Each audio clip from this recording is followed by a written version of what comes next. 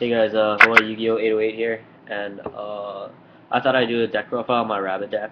I really like this deck. Um, I just like the way it plays out, and Lagi and Doka are amazing.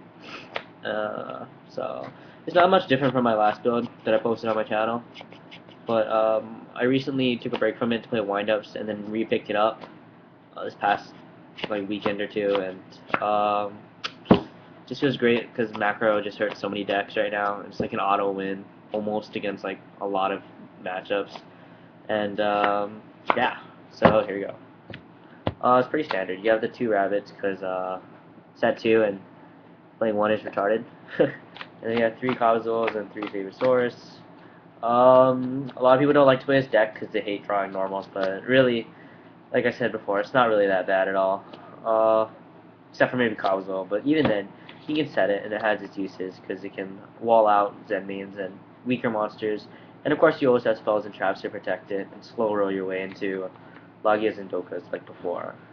So, and then probably my favorite card in the game is Drakwaiba. I think this card, even though like it's not so great against a lot of matchups, like maybe the Mirror and stuff like that, it does have its moments when it can get in there and just get you into a free Logia or Doka.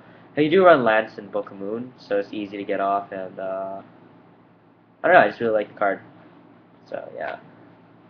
I think I mentioned in my last video that running this over T-King, because it is a dinosaur, and it gives you, a lot of times you're gonna not want to have to overlay with Thunder King. Like you're gonna have it like Thunder King's good because you can summon it, and it's a great standalone monster, which is like what this deck is.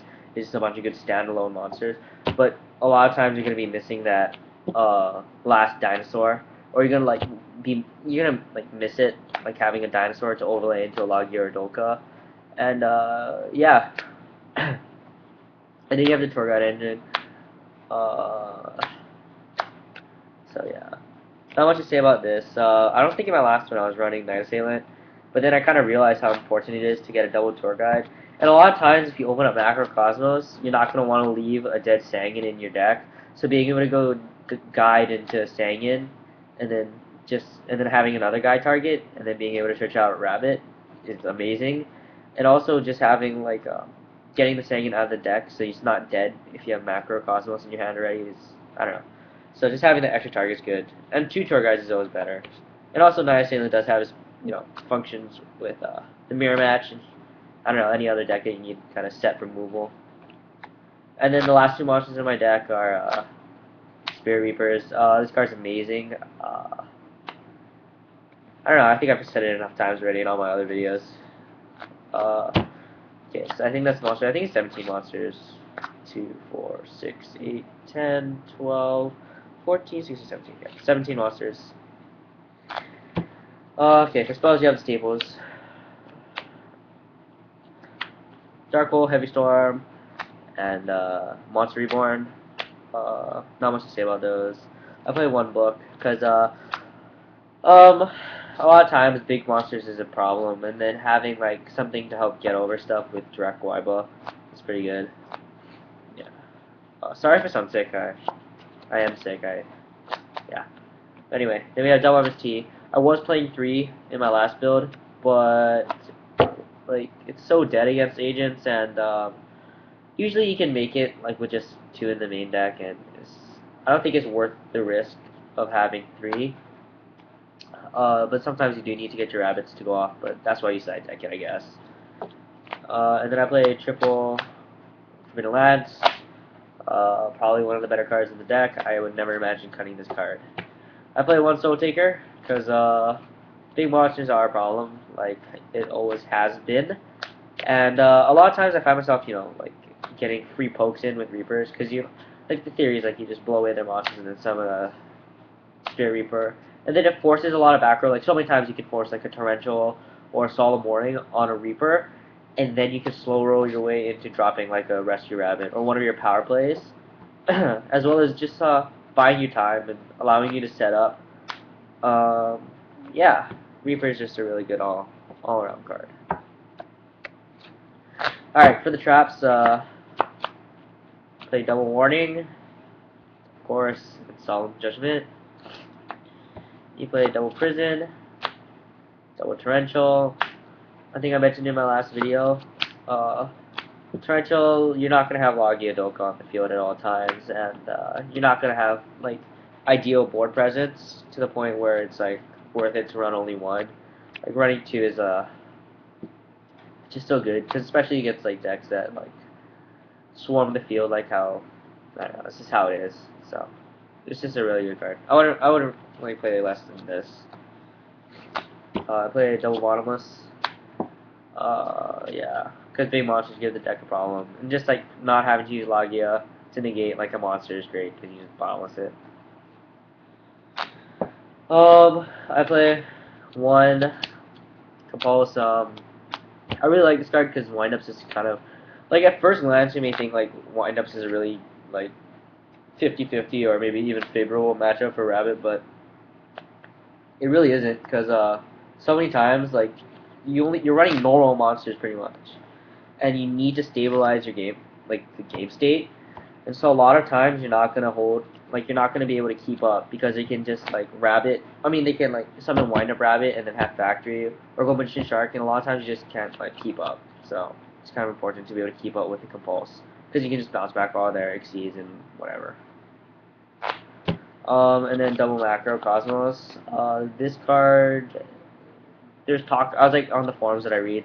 There's talk about like cutting this card, and I just don't see it happening. Like I just don't think it's a good idea, because even though it may be like dead, like it is a meta card choice. Like you're playing it because it's a meta call, but like just the existence of like water, dark worlds, and other decks I guess, or Zectors I guess if that's even a deck.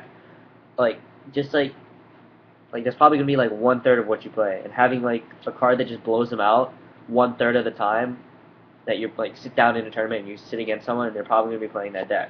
So being able to just outright win with Macrocosmos in your main deck outweighs the negatives of it. And then like even in decks where it's not really bad, like Dino Rabbits against the mirror match or even windups, it's not that great.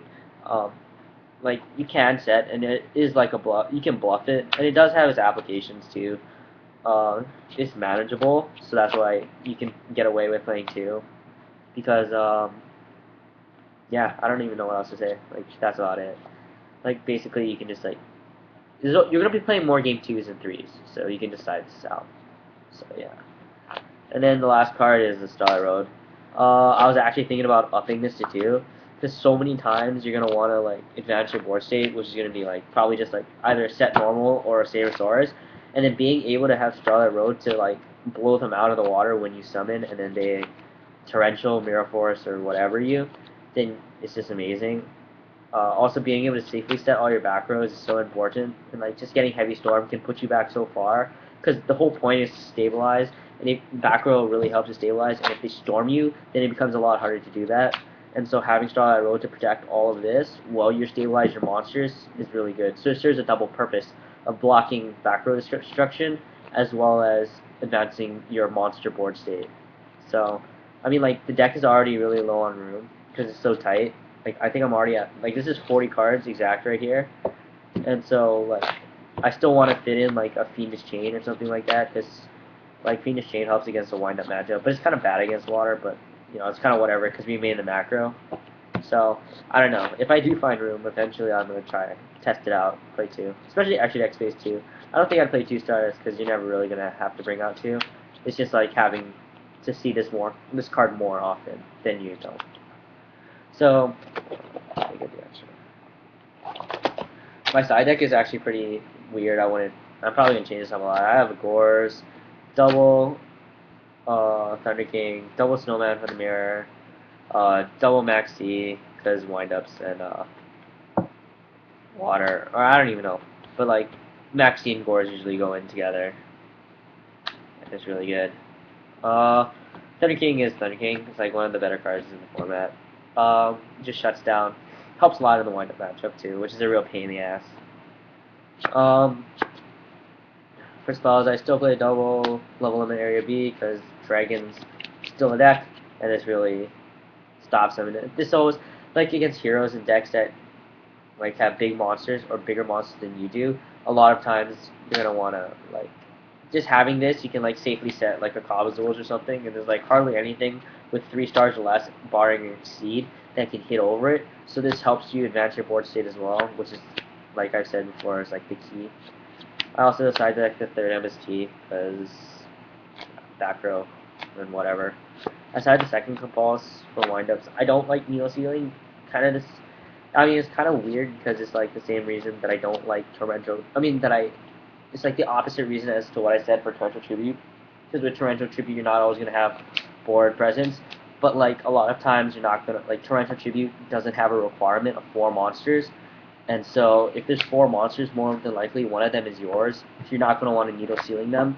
But like Compulse is like, it kind of does the same thing because it'll bounce if you know when, if you play it correctly, like at a correct time, and you bounce back the correct exceed, then you can like buy yourself another turn to like throw down a Logio or a Doka with your normals. Yeah. Then I side deck the third Macro Cosmos because it like destroys a lot of other decks. And then I side the double Dust Tornado. This usually goes in against water. And, I don't know, it's whatever anti-meta decks. It's kind of important, because you want to clear out the back row. Yeah. And then the last card I side is the Fiendish Chain. And this is for, like, usually if I go second against windups, I'm going to put this in, because if I get Shock Mastered, then I want to have an answer. But usually it's just, like, I don't know, like 6 Sams, or a Mirror Match or something, because you want to, it's important to, like, stop the their boss monsters and whatever. So, sorry for sounding a little sick. I am sick. Be sure to subscribe and check back on my channel for more videos. Thanks.